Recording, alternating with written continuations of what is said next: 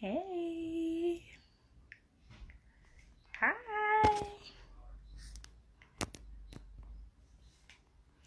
Hey, hey.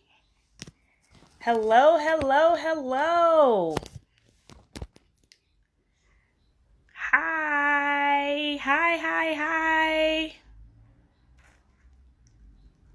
Hey there, guys. Hey there. We're going to be starting shortly. Shortly. Thank you so much for tuning in.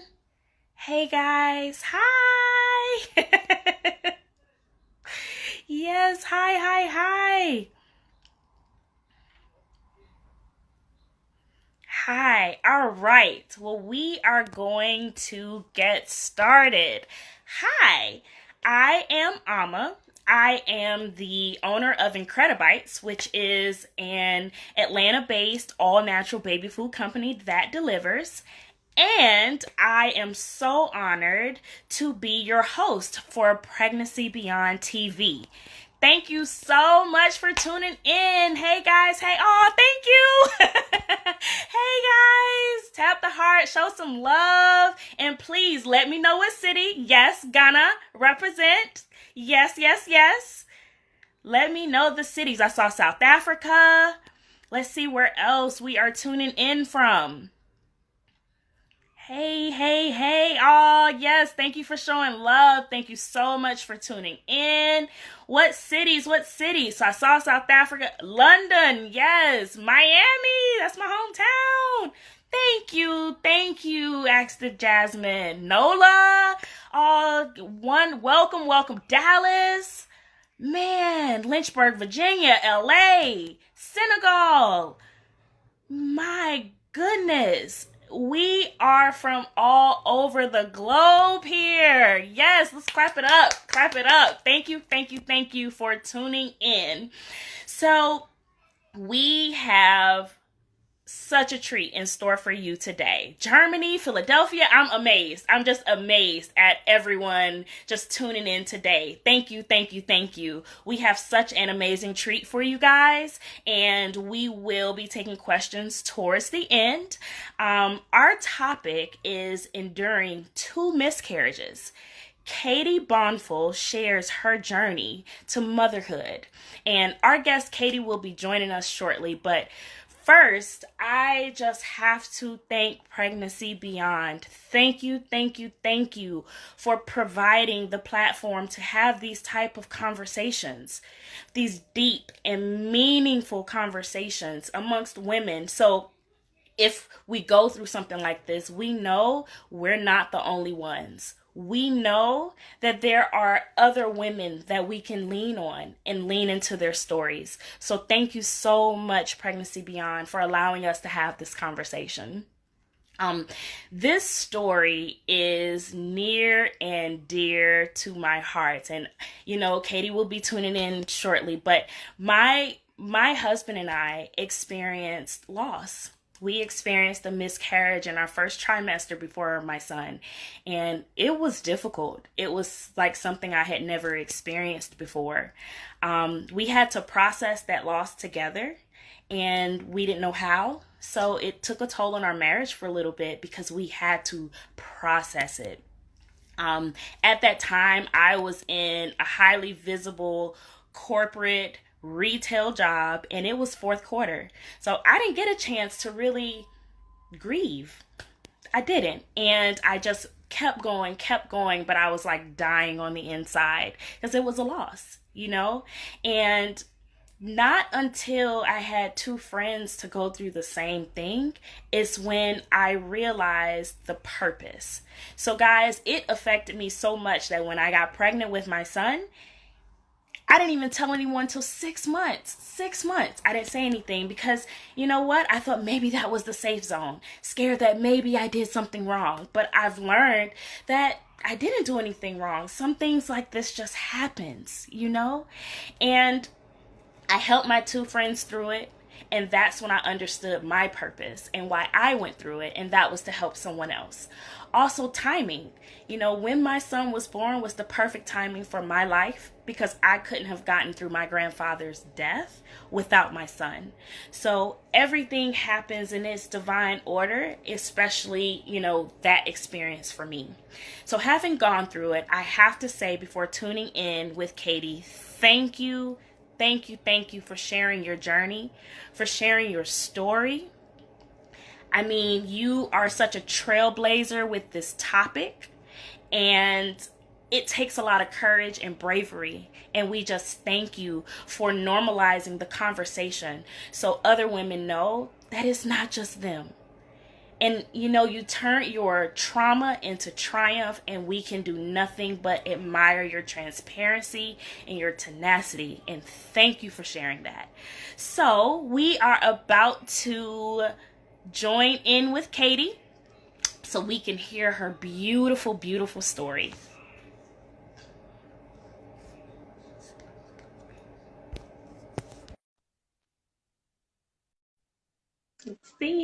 Let's see.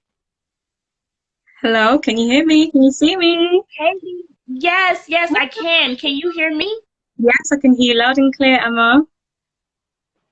Wonderful. I'm just waiting to see your picture.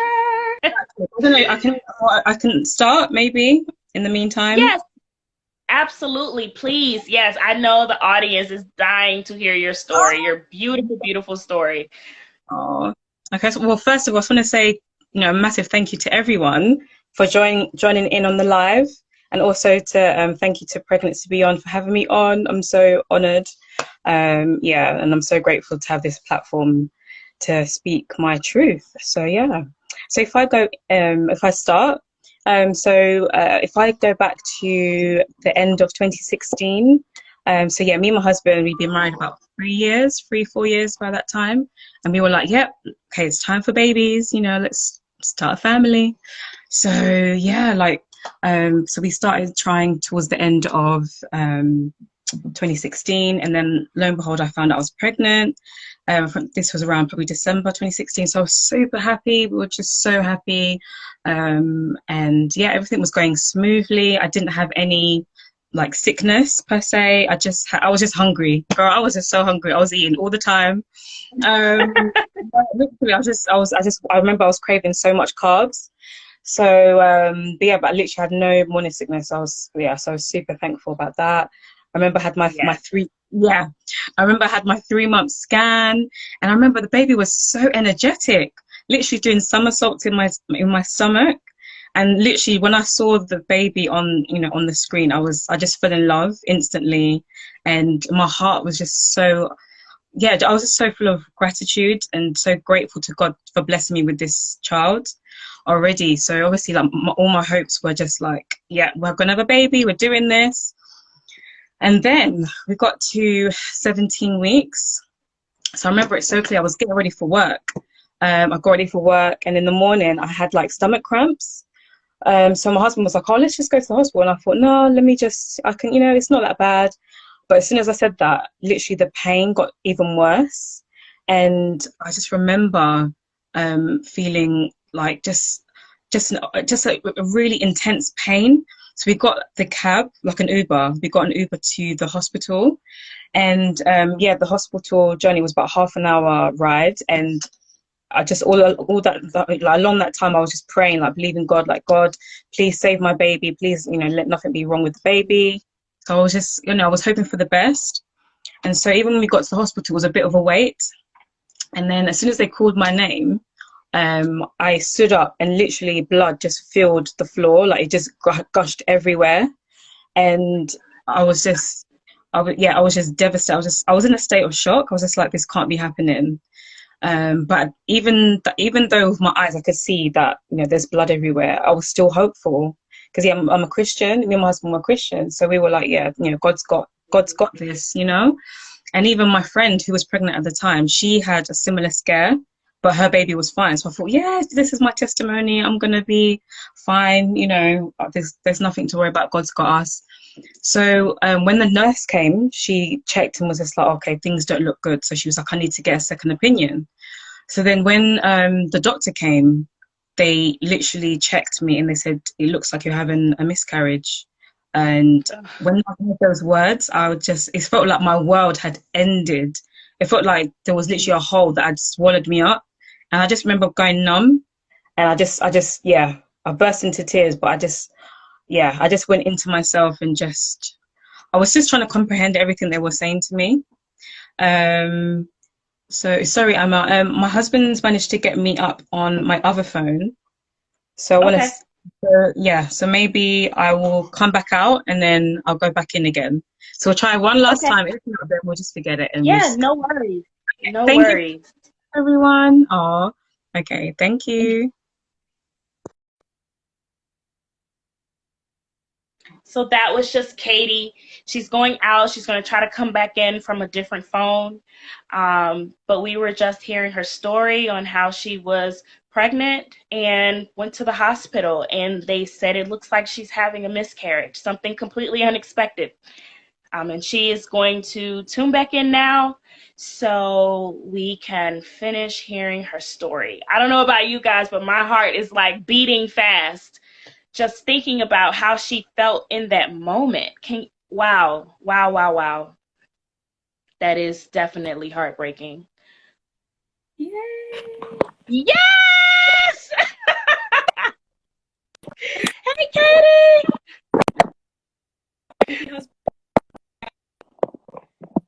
We're sorted. We are sorted. Can you hear me? Okay, yes, we can hear you. Yeah. Okay, let me come back a bit. You sound a little far away. You sound a little far away. You were a little clear on the last phone, but we see you. The devil is messing. I don't understand. But anyway, we move. We move. Can you hear If me? you guys can give me a thumbs up if you can hear Katie. Yes, you can. Perfect. They say they can hear you. We are good to go. Okay.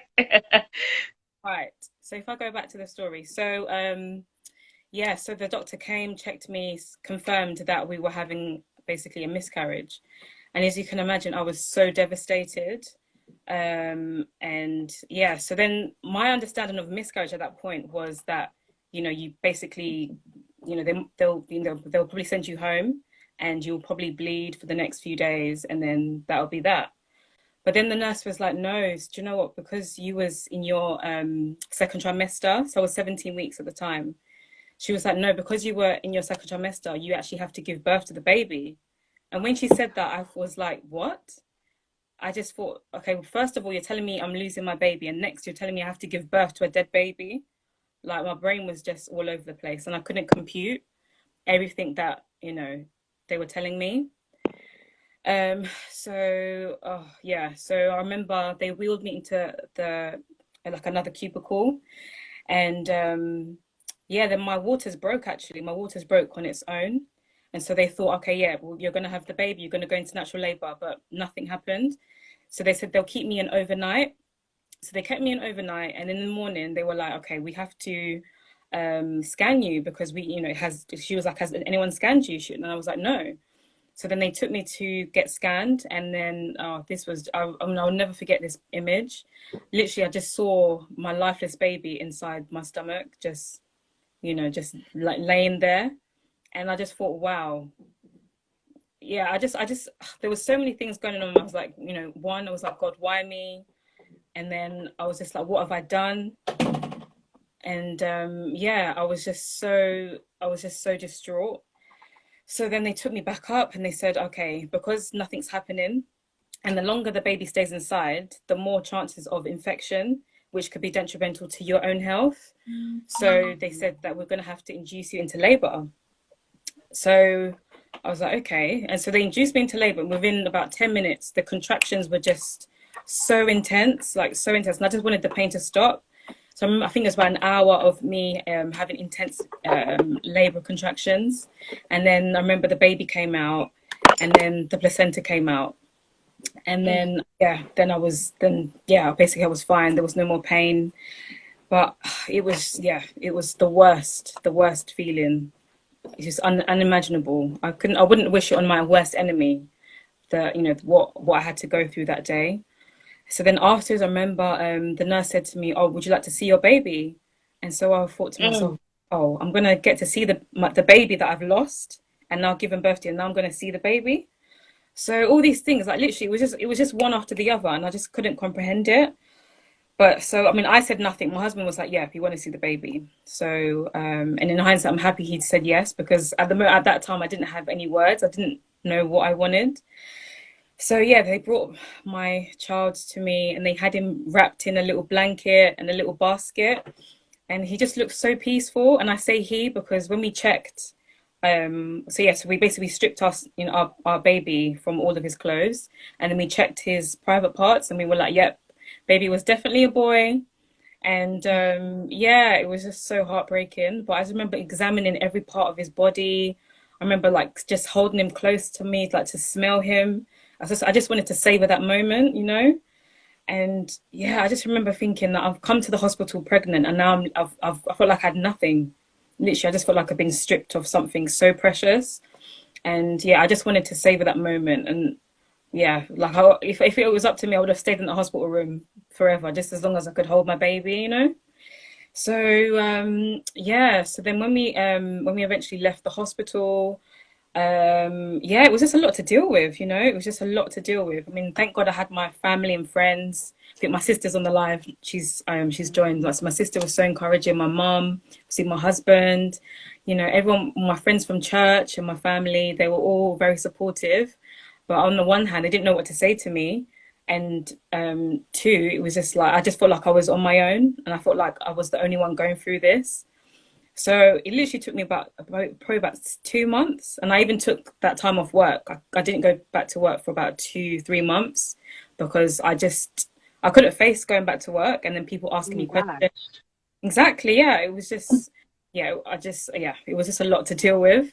But I had a meeting actually. I went to work for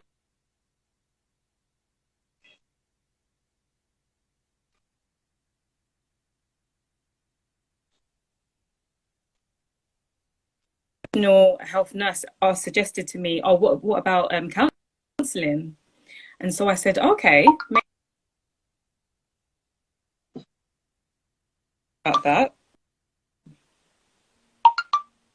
Someone's trying to reach me urgently, it looks like. Sorry. Um, Mhm. yeah, so the occupational health nurse recommended counselling to me. So I thought, okay, let me give it a try. What's the worst that could happen? And it literally was the best thing I ever did. Just going Mhm. to a complete stranger who doesn't know me, who was able to uh, just get into the depths of the trauma that I was suffering inside, because I just felt like I was going through all this trauma, but I'd locked it up and I didn't know how to process it. Didn't know how to speak. And I thought that, if I speak to my friends and family about this, it's like, months has passed now. So surely I should have gotten over it. But Right. it's not something you can get over. Like even now I have my moments, like even like 3, 4 years on, I still catch myself. And it's only the grace of God that I'm here, because it was just a really dark time. So yeah, counseling really really helped me through that time. And then exercise as well. I threw myself into exercise because I'd gained so much weight from stuffing my face with all those carbs. So and even that, and every time I looked in the mirror, I'd see my postpartum body, but there's no baby. So, and it was just all these things that they don't really tell you, like Mhm. even like like breast milk as well, that will come in, and these are all the things that you don't expect, but the body is obviously preparing for a baby, but there's Right. no baby. So yeah, it was just yeah, it's a lot. Miscarriage, stillbirth, like it's a lot to go through. So anyway, so after yes, the weeks and months that followed, as you can imagine, I had a lot of fear.